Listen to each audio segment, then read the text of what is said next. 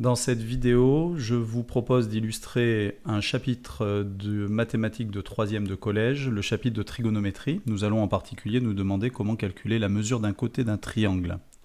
Alors, je vais vous proposer deux exercices dans cette vidéo. Voici le premier. Nous avons un triangle rectangle KHU, rectangle en K. Nous connaissons un côté qui mesure 10 cm et un angle qui mesure 47 degrés. Et on nous demande de déterminer une valeur approchée de la mesure des deux autres côtés. Donc la première étape, comme d'habitude, consiste à faire une analyse de la figure. Nous avons donc ici un côté qui mesure 10 cm. Ce côté est en face de l'angle droit. Il s'agit du plus grand côté. Donc nous reconnaissons ici l'hypoténuse du triangle. Le côté KH est un des côtés de l'angle droit, donc c'est soit le côté, et nous allons l'identifier par rapport à l'angle à 47 degrés, c'est un côté qui a le point H qui est le sommet de l'angle en commun, c'est un côté qui touche l'angle, on dit donc que c'est le côté adjacent à l'angle à 45 degrés, tandis que le côté KU qui est en face de l'angle KHU, on dit que c'est le côté opposé. Donc maintenant que nous avons identifié les éléments de la figure, on nous demande, connaissant l'hypoténuse, de calculer le côté adjacent et le côté opposé. Nous allons maintenant nous rappeler la formule, l'expression mnémotechnique qui va permettre de nous aider. Cette expression que je propose souvent est K, SO, toi.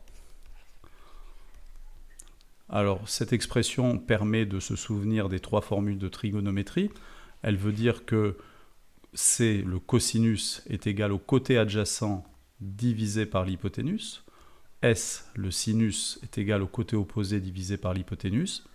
Et T, la tangente, est égale au côté opposé divisé par le côté adjacent. Alors, commençons par le calcul de KH. Alors, quand on parle en trigonométrie, quand on rédige, on commence toujours par indiquer le nom du triangle rectangle. Donc, nous allons travailler dans le triangle, il n'y en a qu'un ici, c'est facile, KHU rectangle en K. Pour calculer le côté KH, il s'agit du côté adjacent. Nous connaissons l'hypoténuse, AH. Nous allons donc utiliser le cosinus. Donc nous pouvons écrire immédiatement que le cosinus de l'angle à 47 degrés, d'après le cours, c'est égal au côté adjacent, c'est-à-dire à KH, divisé par l'hypoténuse KU qui mesure 10 cm. Nous avons donc, d'après la leçon, cette égalité qui apparaît. Alors ce qu'il faut absolument comprendre, c'est que cosinus 47 degrés est un nombre comme un autre. C'est un nombre un peu spécial, mais c'est un nombre au même titre que racine de 2, pi, et même que n'importe quelle fraction ou n'importe quel nombre entier.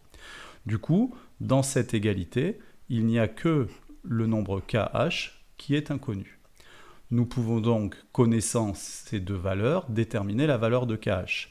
Alors, une astuce que l'on peut utiliser pour déterminer l'expression de KH, c'est par exemple de penser à la règle de 3, nous avons une fraction ici, on peut imaginer ou même le rajouter sur sa copie un dénominateur égal à 1 à cet endroit-là pour avoir une égalité de deux fractions.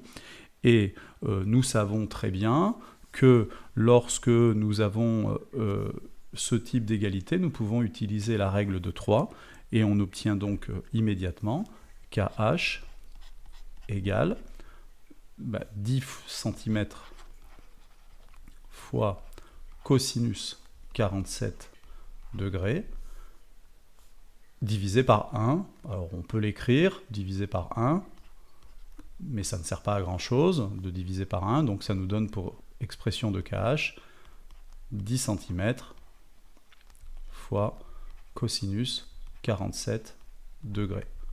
On n'est pas obligé de mettre les parenthèses autour de cosinus 47 degrés, c'est un usage que l'on choisit. 10 cm fois cosinus 47 degrés, il s'agit de la valeur exacte de KH. On peut, à l'aide de la calculatrice, en obtenir une valeur approchée. Donc ici, l'unité donnée est en centimètres et on nous demande un résultat à 1 mm près, donc on va garder un chiffre après la virgule.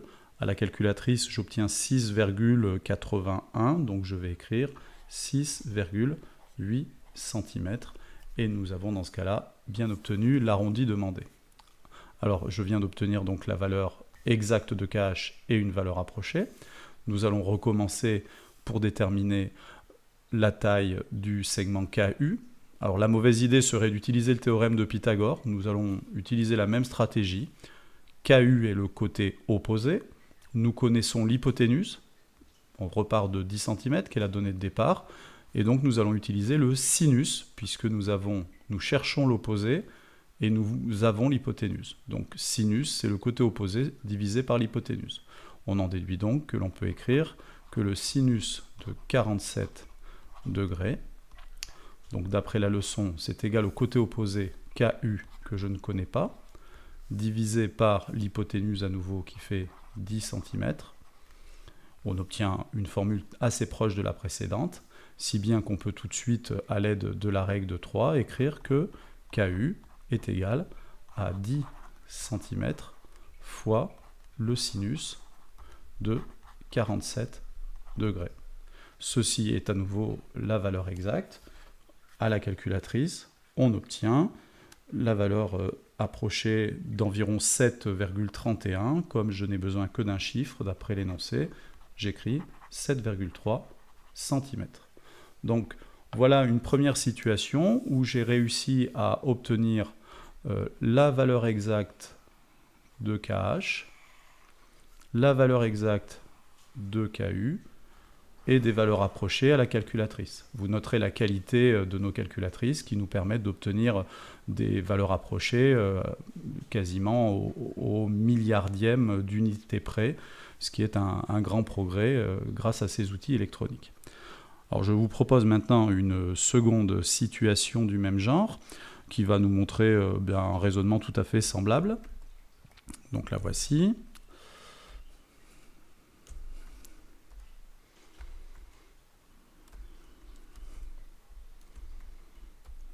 Voici cette situation. Donc cette fois-ci, à nouveau, nous avons un triangle rectangle LDB. De toute façon, on ne peut pas faire de trigonométrie en dehors des triangles rectangles. Nous connaissons un côté qui mesure 7 mètres, un angle à 24 degrés, et nous cherchons à nouveau la mesure approchée au centimètre près des deux côtés manquants. On commence par l'analyse habituelle. Donc, nous avons un angle à 24 degrés. On commence par repérer l'hypoténuse. L'hypoténuse est en face de l'angle droit. Donc, l'hypoténuse, c'est le côté LB. Reste à identifier par rapport à l'angle à 24 degrés les deux côtés restants. Le côté BD touche l'angle à 24 degrés. Il s'agit donc du côté adjacent. Le côté LD est en face de cet angle à 24 degrés. C'est donc le côté opposé. On place dans un coin ou dans notre tête, c'est plus raisonnable, le fameux moyen mnémotechnique K-SO-TOA qui va nous guider sur les choix à faire pour résoudre. Et puis nous pouvons commencer la rédaction. Donc cette fois-ci, nous sommes dans LBD rectangle en D. Alors nous pouvons commencer par calculer LD, donc l'hypoténuse. Donc LD, nous cherchons l'hypoténuse et nous connaissons le côté adjacent. Donc nous allons utiliser l'une des trois formules trigonométriques, celle qui utilise hypoténuse et adjacent, donc H et A. Il s'agit du cosinus. Donc on peut écrire directement que le cosinus de l'angle à 24 degrés, d'après le cours, est égal au côté adjacent qui mesure 7 mètres divisé par l'hypoténuse qui est une valeur cherchée, LB. Et voilà l'expression qui va nous donner LB, puisque je le rappelle comme tout à l'heure, LB est la seule valeur inconnue. On peut à nouveau utiliser la règle de 3. Il reste à se souvenir que pour cela, il faut penser à rajouter mentalement un petit 1 au dénominateur sous le cosinus de 24 degrés. Et nous en déduisons donc par la règle de 3 que LB est égal à 1 fois 7 mètres, alors on peut l'écrire, 1 fois 7 mètres, divisé par le cosinus de 24 degrés. Ce que plus simplement, on peut écrire 7 mètres divisé par cosinus 24 degrés. À nouveau, on cherche à bien observer quelle est la valeur approchée demandée. Donc nous sommes en mètres pour les unités de l'exercice. Et on nous demande un résultat au centimètre près, c'est-à-dire au centième de mètre près. Nous allons donc prendre deux chiffres après la virgule. Ma calculatrice me dit 7,662. Je vais donc garder deux chiffres et ça nous donne 7,66 mètres, puisque c'est l'unité de l'exercice. Maintenant, on passe au calcul du côté opposé. Donc, nous connaissons le côté adjacent, nous cherchons le côté opposé. Donc, nous avons les lettres O et A, ça nous fait penser à TOA, à la tangente. C'est certainement le calcul de la tangente de l'angle à 24 degrés qui va nous permettre de terminer l'exercice.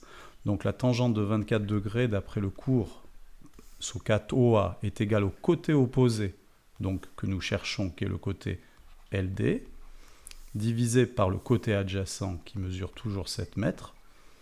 À nouveau, on utilise la règle de 3 et l'on obtient que LD est égal à 7 mètres fois tangente 24 divisé par 1. Alors je crois qu'on peut se passer d'écrire le divisé par 1. Donc ça nous fait 7 fois tangente 24 degrés. C'est à nouveau la valeur exacte de LD. Il ne reste plus qu'à faire le calcul à la calculatrice. Et nous obtenons 3,116. Donc comme on me demande deux chiffres après la virgule, je vais arrondir à 3,12, l'unité étant le mètre. Alors petit détail, donc voilà, on vient à nouveau de résoudre cet exercice. Petit détail, si vous ne trouvez pas les mêmes valeurs que moi en utilisant votre calculatrice, il n'est pas impossible que cela soit dû à un mauvais réglage de la calculatrice. Il faut veiller, quand on utilise la trigonométrie, à ce que la calculatrice soit bien réglée en degrés. Et pour vérifier cela, il y a une valeur fameuse que l'on peut utiliser. Il suffit d'écrire cosinus 60 degrés. Et le cosinus de 60 degrés, c'est une valeur remarquable. C'est exactement égal à 0,5. Si votre calculatrice ne vous donne pas la valeur 0,5 quand vous écrivez cosinus 60 degrés, c'est certainement qu'elle n'est pas réglée en degrés, mais peut-être en grade ou en radian. Et vous allez aller dans le menu de configuration de votre machine pour passer dans la bonne unité de mesure.